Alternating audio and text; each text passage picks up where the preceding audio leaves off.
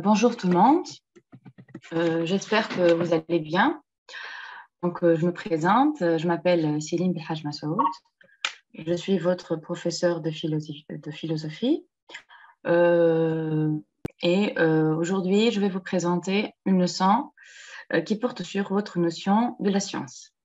Donc, vous savez très bien que le programme du bac français en philo comporte 17 notions, y compris la notion de la science. Et avant d'entamer cette notion-là, il vaut mieux rappeler tout d'abord la méthode la plus efficace à adopter, ou bien la méthode la plus efficace à prendre en considération lorsqu'on donne des cours, ou bien lorsque nous abordons le programme de terminale en philosophie. Donc, généralement, il vaut mieux à chaque fois répartir, ou bien plutôt, on va rassembler les notions qui portent sur les mêmes problématiques finalement. Donc, la science, généralement, elle va être inscrite dans une séquence qui s'appelle, ou bien qui rassemble les notions suivantes. Donc, nous avons science, vérité et raison. Vous pouvez me dire pourquoi, parce que vraiment, c'est une question que je reçois généralement de la plupart des élèves. Alors, c'est pour la simple raison que en philosophie, il y a toujours des domaines particuliers et nous devons approcher, bien aborder les notions selon ces domaines-là. Et la science, elle porte sur un domaine particulier en philo que nous appelons l'épistémologie. Alors, c'est quoi l'épistémologie? C'est la discipline dans laquelle nous prenons de la science un objet de critique. On essaie tout d'abord de voir c'est quoi les caractéristiques de la science finalement. Est-ce qu'elle nous fournit des vérités définitives ou pas? Est-ce qu'elle est aussi capable de tout connaître ou pas? D'où la célèbre question d'Emmanuel Kant, un philosophe, que puis-je connaître, hein? C'est quoi les pouvoirs? C'est quoi les limites de la raison humaine? Et en deuxième lieu, nous allons passer à la partie critique qui porte essentiellement sur les critiques à la fois intradisciplinaires de la science et les critiques aussi éthiques. Donc, la science, elle est insérée dans une séquence que nous appelons la séquence épistémologique. Et l'épistémologie, généralement, elle est là pour présenter ou bien pour fournir des critiques à la science. Parce qu'en philosophie, comme vous savez tous déjà, on est là pour tout remettre en question, hein, et on est là aussi pour voir qu'est-ce qui est évident, qu'est-ce qui ne l'est pas, d'éliminer ce qui n'est pas évident et pourquoi ne pas l'examiner. Donc, ceci nous rappelle de la méthode cartésienne par excellence dans laquelle il ne faut rien prendre pour acquis quand on n'est pas vraiment sûr de l'information ou bien sûr de l'élément que nous avons. Donc, c'était juste une petite parenthèse pour vous mettre, comme on dit, dans le bain ou bien dans le vif de la question. Alors, on commence notre petite introduction sur la science. Donc, je vous ai choisi 3 citations. Je considère que ces citations sont des citations clés parce qu'elles peuvent nous éclairer beaucoup de détails sur cette leçon. La première citation, c'est d'un un célèbre savant que nous connaissons tous, Albert Einstein, qui a écrit un excellent livre qui s'appelle Comment je vois le monde.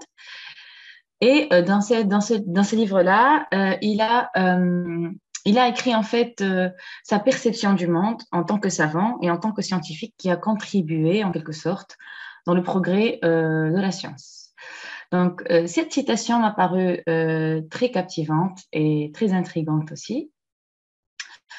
On va essayer de la lire et de l'interpréter pour voir en quoi ça peut avoir un lien avec notre cours. Alors, la première citation, donc, ce qui est incompréhensible, c'est que le monde soit compréhensible.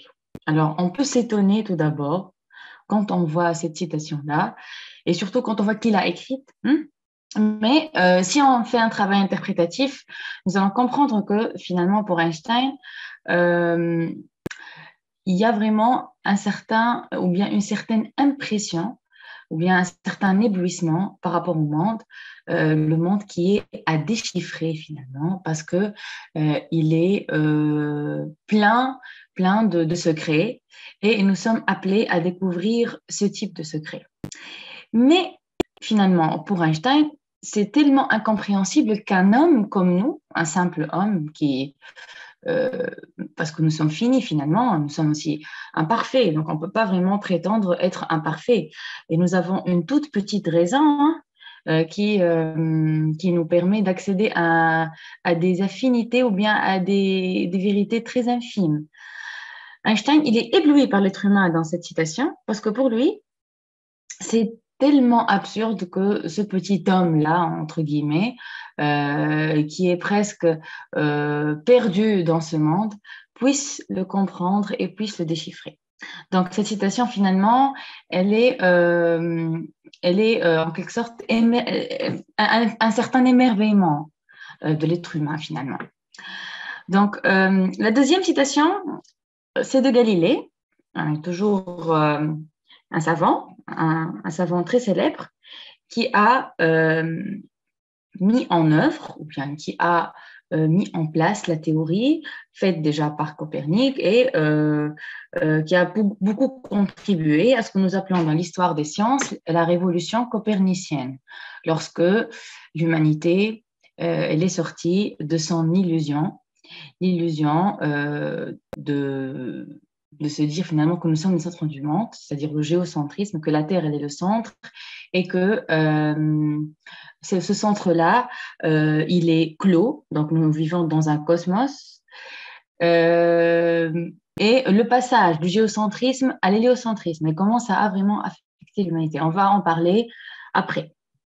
Donc, il a dit, la nature est un livre écrit en langage mathématique.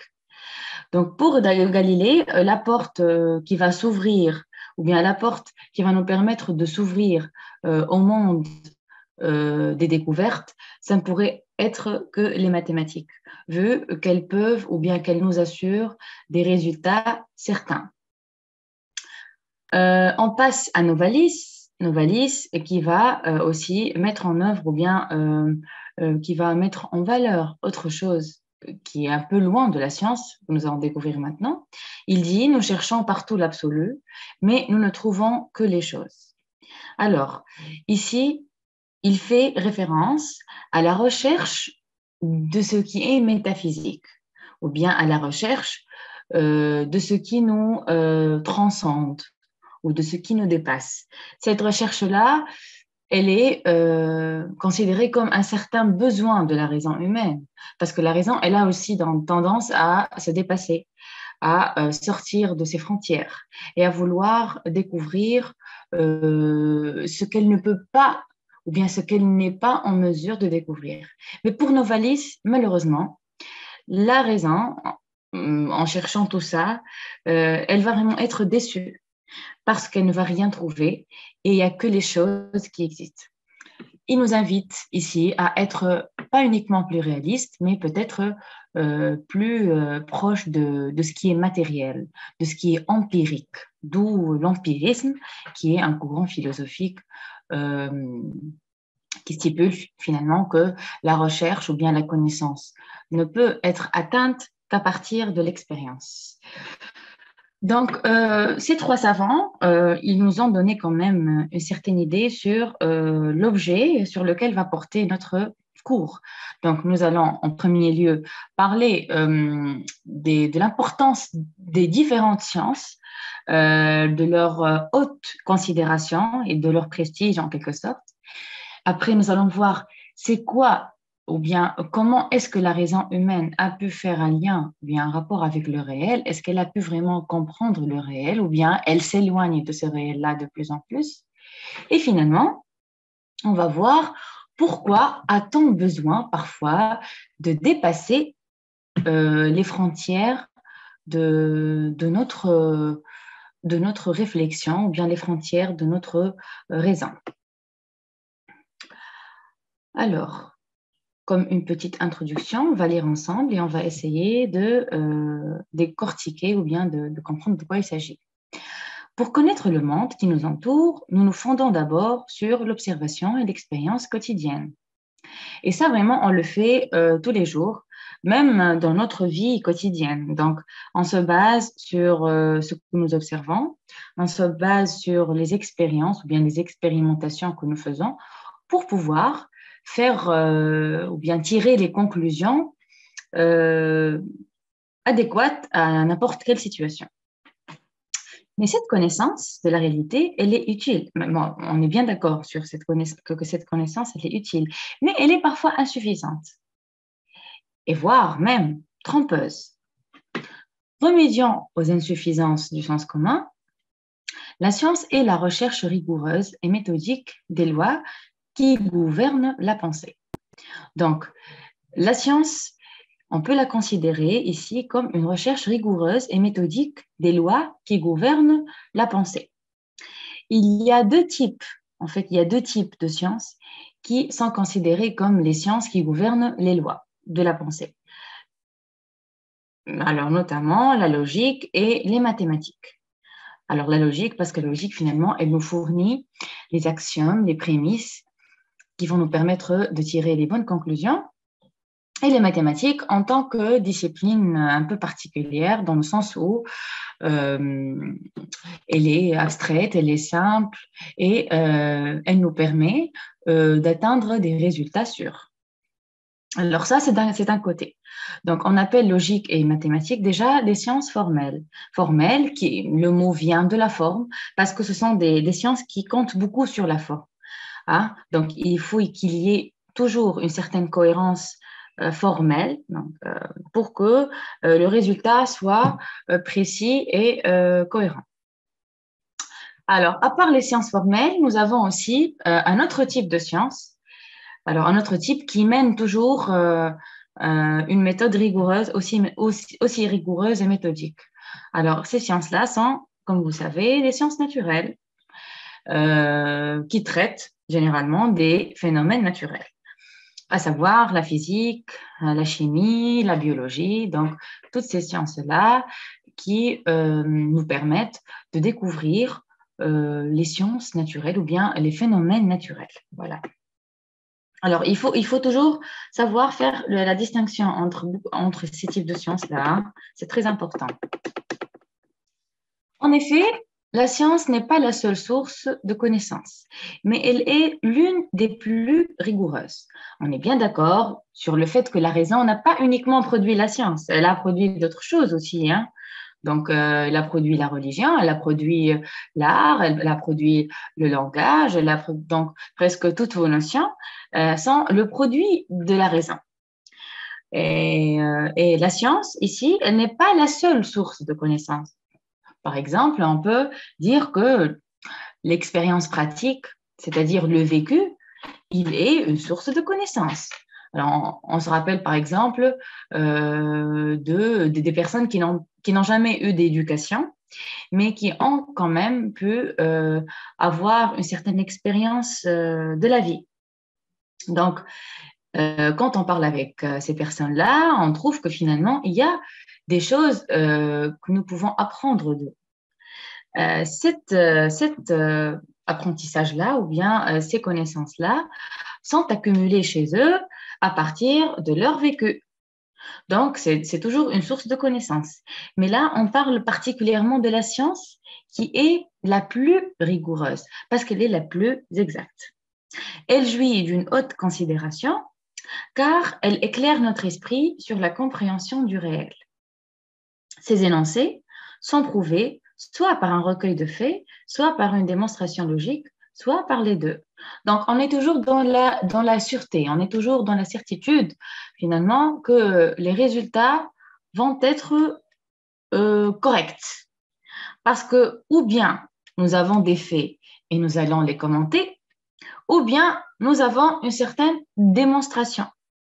Et donc, on suit un raisonnement, généralement. Voilà. À première vue, une science permet l'augmentation des connaissances. Donc, de par son étymologie, scientia, qui veut dire savoir et connaissance.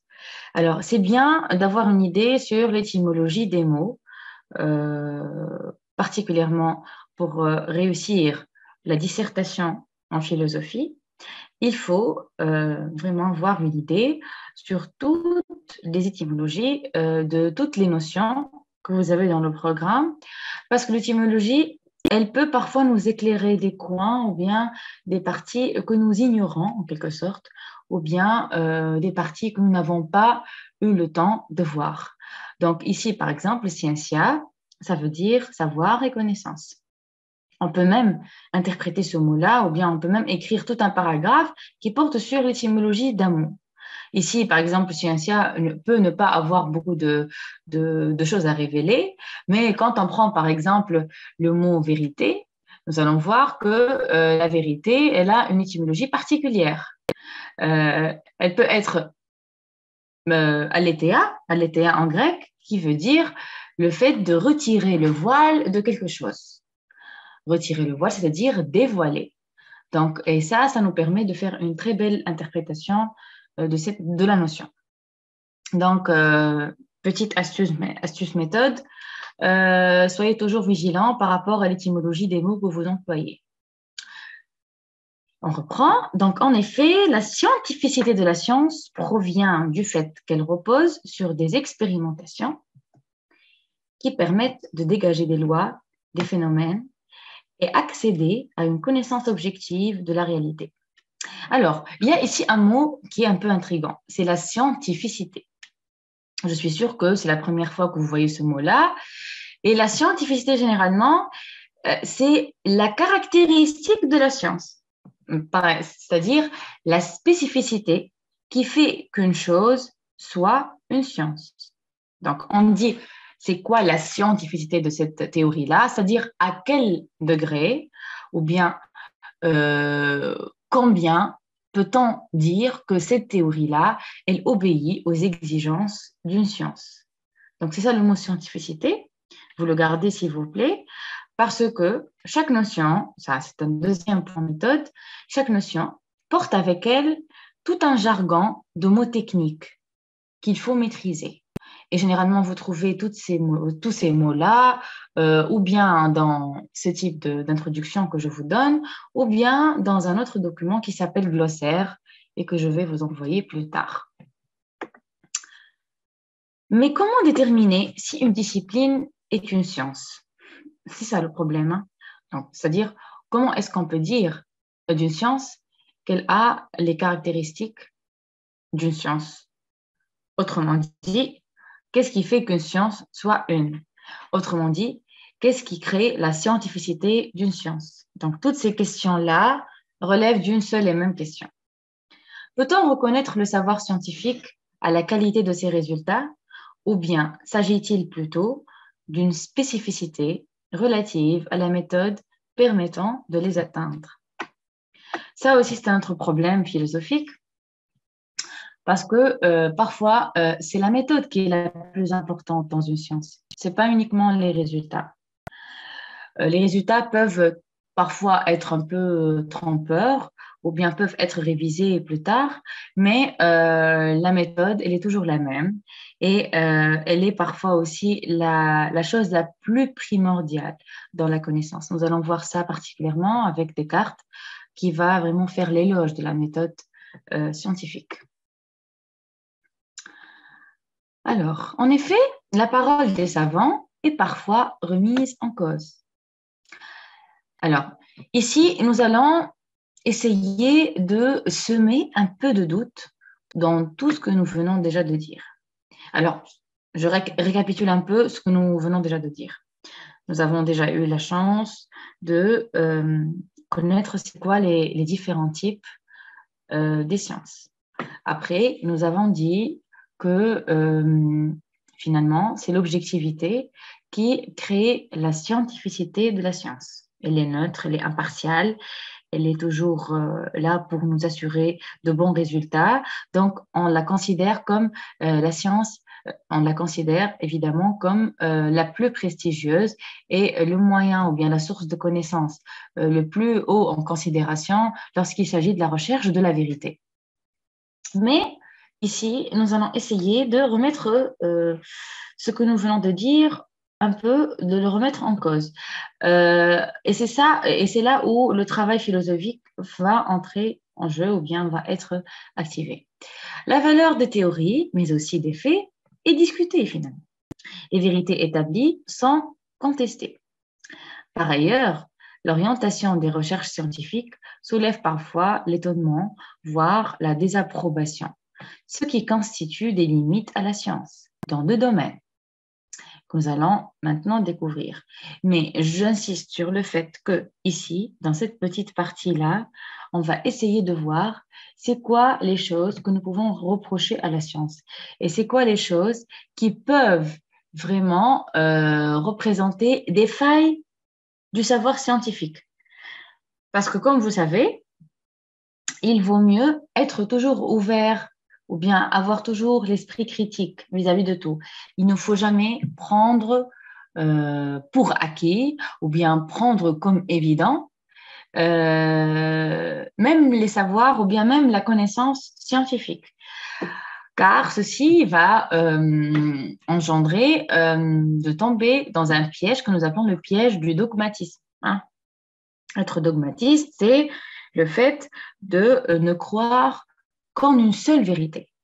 Une seule vérité, elle est valable pour moi et je suis là pour vraiment ne pas écouter les autres. Donc, ça va mener évidemment à l'intolérance, hein, en quelque sorte.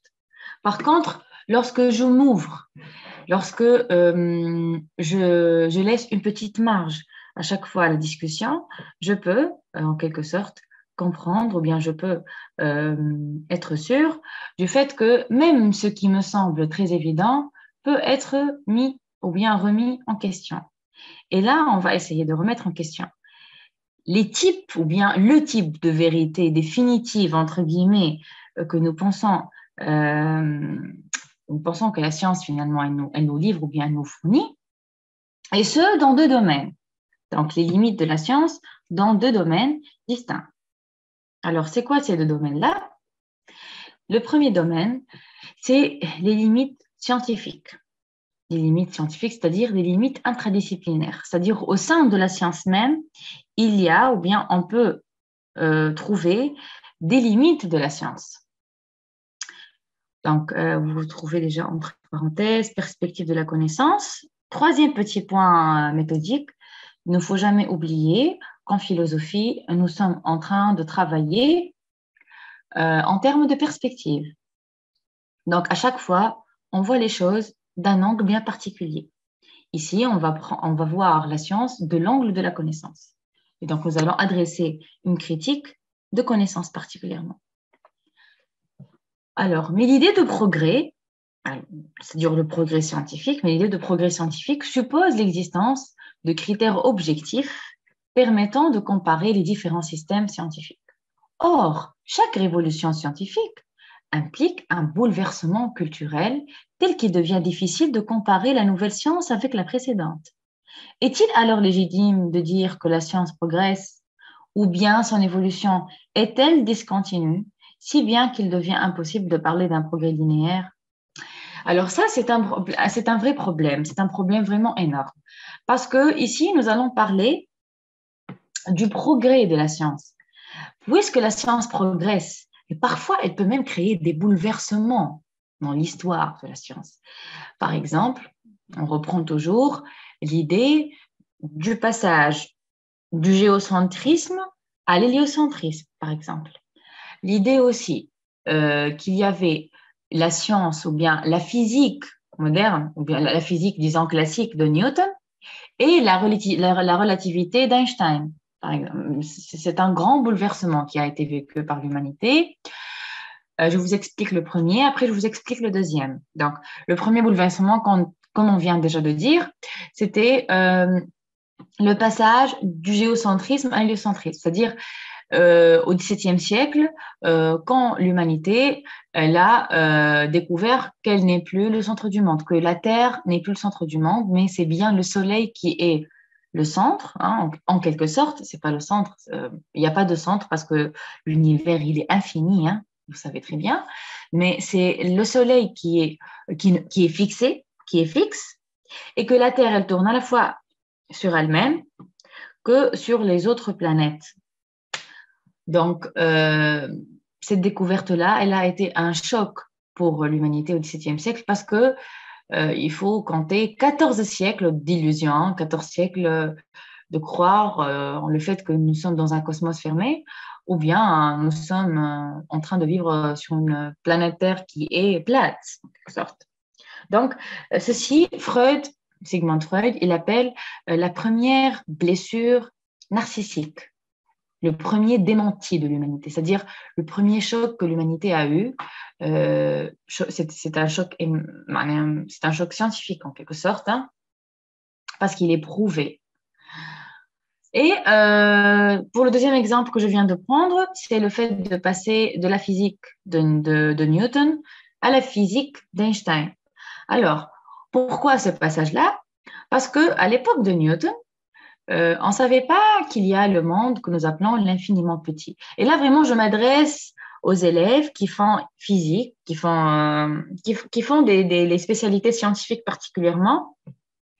Je sais très bien que ça vous plaît. Et je sais aussi que vous pouvez imaginer de quoi je parle ou qu'est-ce que je vise, parce que vous avez été vous avez été très proche de ces méthodes-là et vous connaissez bien en fait les détails de ce dont je parle. Donc, la physique de Newton, vous savez très bien qu'elle est une physique basée essentiellement sur la loi de l'inertie, la loi de la gravitation, etc.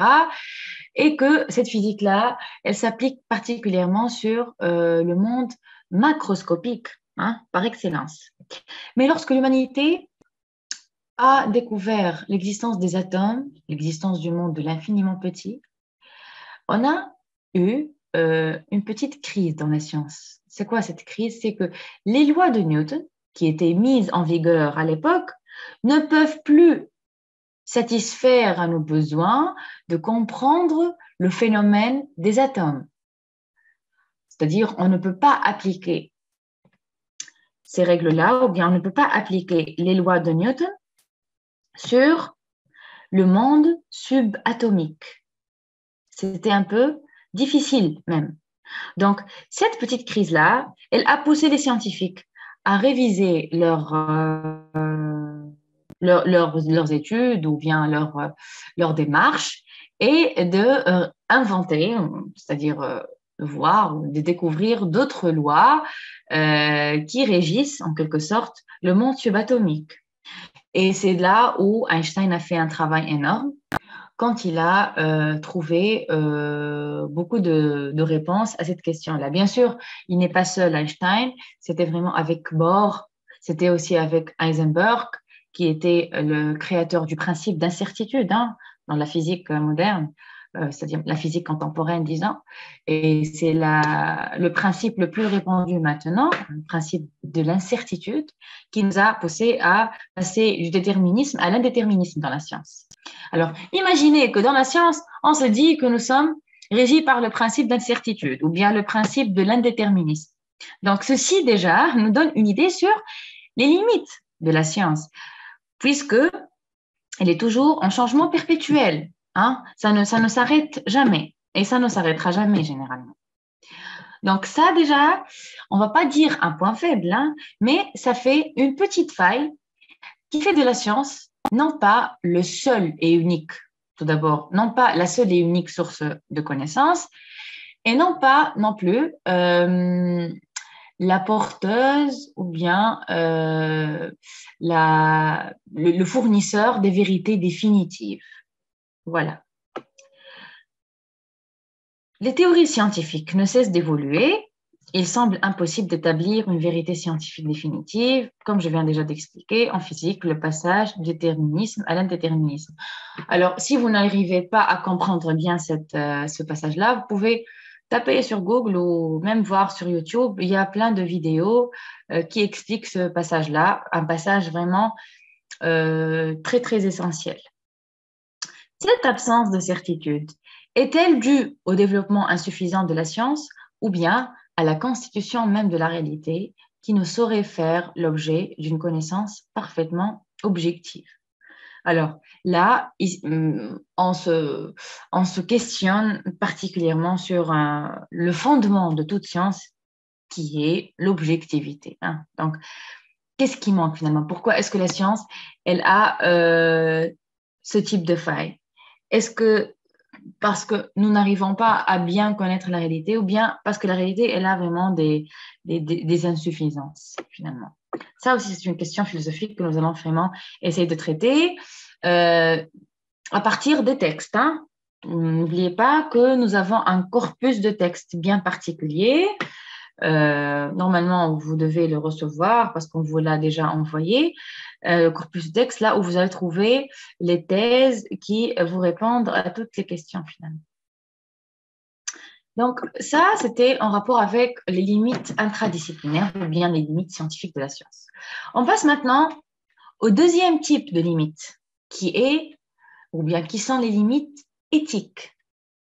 Alors, vous savez très bien que l'éthique relève du domaine de la morale.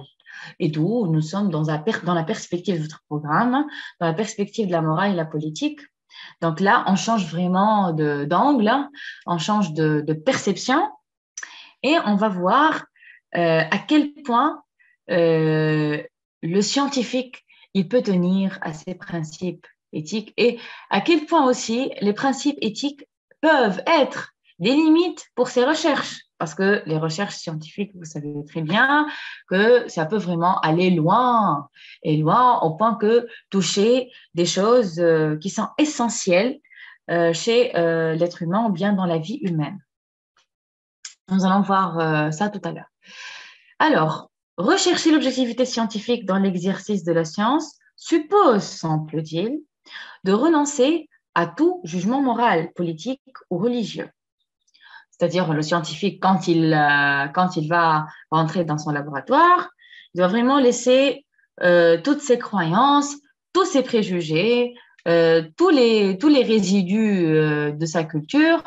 Il doit laisser tout ça derrière lui et commencer finalement à faire ses recherches. Parce que vous savez très bien que nos jugements moraux ou bien nos préjugés ou notre religion ou bien nos positions politiques peuvent parfois influencer les scientifiques. Et nous allons vraiment voir que même pendant l'histoire de la science, il y a eu certaines manipulations de la visée de la science ou bien certaines manipulations de quelques théories qui ont entravé le progrès scientifique. Je laisse ça pour après, pour en parler plus profondément, mais je vous donne un exemple qui va vous interpeller. Par exemple, on se rappelle de la théorie de ce que nous appelons la science de la craniométrie. La craniométrie, c'était une science au XVIIIe siècle et ça a été considéré comme une pseudoscience à partir du XIXe siècle. Pseudoscience, c'est-à-dire une fausse science. Alors, c'est quoi cette craniométrie? C'est une science, bien prétendue science, qui pense que les crânes ne sont pas de même taille. Donc, c'est un groupe de scientifiques qui ont fait des recherches sur nos crânes, la taille, et qui ont découvert en quelque sorte que l'homme blanc, entre guillemets, l'homme blanc, il a un crâne plus grand que l'homme noir. La craniométrie, c'était une science qui a justifié la présence d'une race supérieure, la race aérienne. D'où la justification aussi de la colonisation. Et à l'époque, c'était vraiment une théorie très, très, très dangereuse parce qu'elle a presque théorisé le racisme. Donc, n'oubliez pas que le racisme, c'était vraiment une théorie bien fondée. Et le racisme, c'est quelque chose de mauvais, hein, on le sait tous. Mais ce qui nous choque, c'est que la science, elle a essayé d'être complice, en quelque sorte, dans l'histoire de l'humanité. Elle a été complice de justifier ce type de position, ou bien ce type de propos qui sont néfastes. Donc, vous voyez ici comment est-ce que la science, elle peut parfois être dangereuse et même redoutable, hein. On a parfois peur de la science. Donc, lisez si vous voulez sur la craniométrie. De toute façon, dans la deuxième partie de mon cours, vous allez trouver ça sous forme de vidéo et vous allez aussi avoir la chance euh, de la discuter, hein. Voilà. Donc, le scientifique étudie ce qui est et non ce qui doit être. Mais n'a-t-il pas plusieurs devoirs? Le devoir de vérité. Donc, le scientifique, hein, donc, il nous doit quelque chose qui s'appelle le droit de vérité, ou bien le devoir de vérité. Il doit nous dire les vérités telles qu'elles sont. Il doit nous communiquer ce qui se passe. Il doit vraiment être transparent avec nous. Il ne doit pas nous mentir. Le devoir de respecter la personne ou la vie qu'il étudie aussi. Hein, donc, il ne faut pas traiter les gens pour des objets ou bien pour des choses. Il faut vraiment toujours traiter les gens pour des personnes qui ont une certaine dignité. Et là, on prend l'exemple des médecins. Les médecins, ils ont un devoir envers le patient. Ils doivent traiter le patient en tant qu'une personne, non pas en tant qu'une chose. C'est pour cette raison, par exemple, que les médecins, avant de devenir médecins, ils doivent réciter le serment d'Hippocrate. C'est un serment, c'est comme le fait de jurer, hein. Ils font un type de, de serment pour pouvoir avoir ce devoir moral-là d'une manière officielle, finalement. Sinon, ils ne peuvent pas devenir de vrais médecins, finalement. Voilà. Donc, le scientifique n'a-t-il pas des devoirs et une responsabilité morale à l'égard des inventions techniques ou expérimentations qui peuvent modifier la vie des citoyens? Ça aussi, c'est une question qu'on se pose parce que on rappelle par exemple de ce qui s'est passé à Hiroshima et Nagasaki, la bombe atomique qui a en quelque sorte causé un drame, bien une tragédie humaine à l'époque. Et Einstein n'était pas au courant du fait que finalement, son invention, elle va être employée de cette manière-là. C'était une manière tragique, comme je viens déjà de dire. Et il a même exprimé ça dans toujours son livre Comment je vois le monde. Il a exprimé son malheur par rapport à son invention. Parce qu'il se sentait visé et il se sentait responsable. Voilà. Donc, ça, c'est pour une introduction. Ça, c'est une introduction en fait générale de ce que vous allez avoir comme enseignement pour cette notion de la science.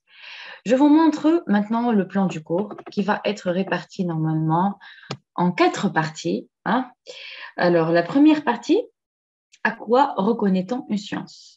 Alors, dans cette partie-là, nous allons voir c'est quoi les caractéristiques qui font d'une science une. Nous allons voir René Descartes qui va beaucoup parler des mathématiques comme modèle de raisonnement abstrait. Et vous connaissez déjà à quel point Descartes aime les maths. Déjà, il a inventé son repère, le repère cartésien. Il a aussi fait beaucoup de travaux en physique. Il a quand même aussi, même dans sa philosophie, il a beaucoup parlé des maths et il nous a invités à prendre l'esprit des mathématiques comme un modèle pour toutes les autres disciplines. Avec Descartes, nous allons avoir un texte de consolidation, un texte d'Alexandre Coiré qui va nous parler de la mathématisation de la nature. Ça nous rappelle un peu de la citation de Galilée qui a dit que la nature elle est écrite en langage mathématique. Alors, on va voir avec Alexandre Coiré pourquoi les mathématiques sont importantes, pourquoi ou bien comment les maths structurent-elles le réel et en quoi ça peut vraiment nous donner des résultats certains. En deuxième lieu, nous allons voir Gaston Bachelard qui va nous dire qu'est-ce qui oppose la science à l'opinion, pourquoi les deux sont opposés et en quoi l'opinion, elle peut être un obstacle pour la science. Alors, pour pouvoir comprendre bien Bachelard, on va prendre l'exemple des bosses des maths, la bosse des maths. C'est un mythe qui a été raconté depuis longtemps, en étant vraiment une théorie prouvée. Je cache mes cartes, hein. Je vous laisse découvrir ça après. Mais juste pour vous donner l'idée par rapport à ça, donc c'est un préjugé ou bien une idée répandue qui a été après réfutée. Et c'était grâce à une théorie scientifique que ça a été réfuté.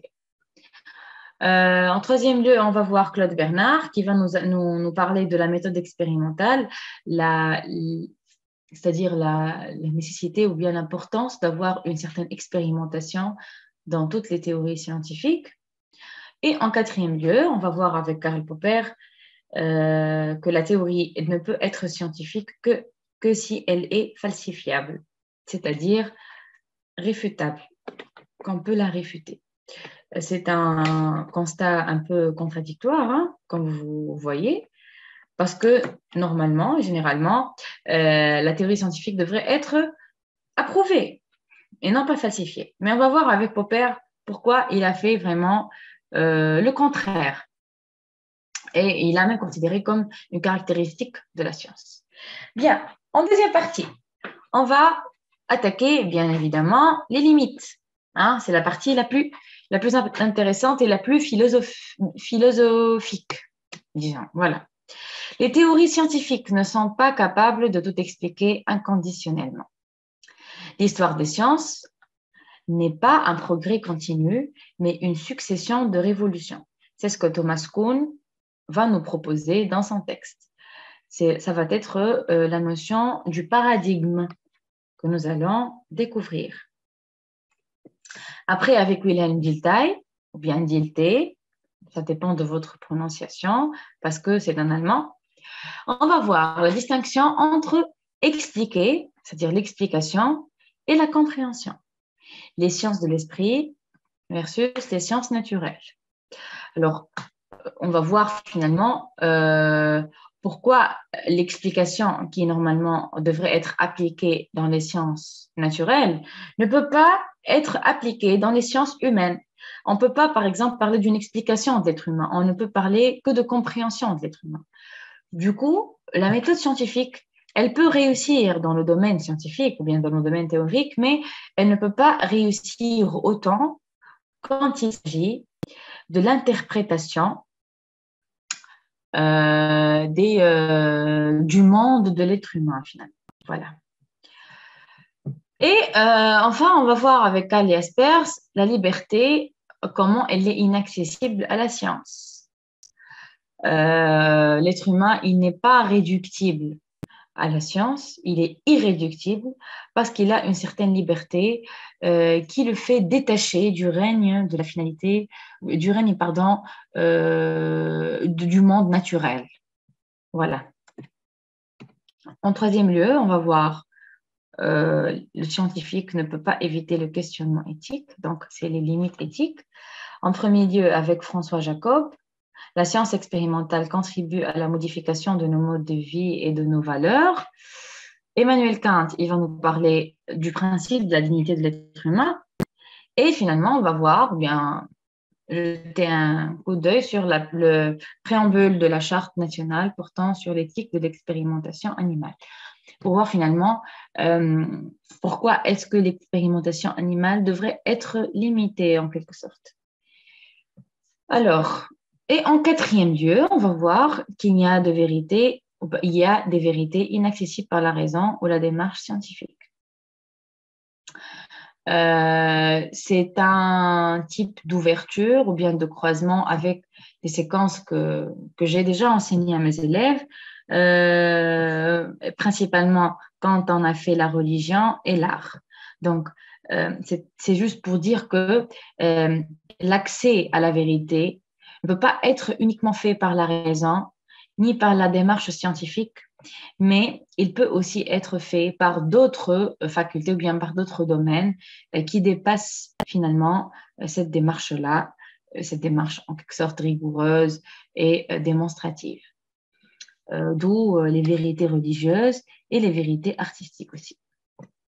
Bien, donc j'espère que j'ai été utile pour cette première séance d'introduction.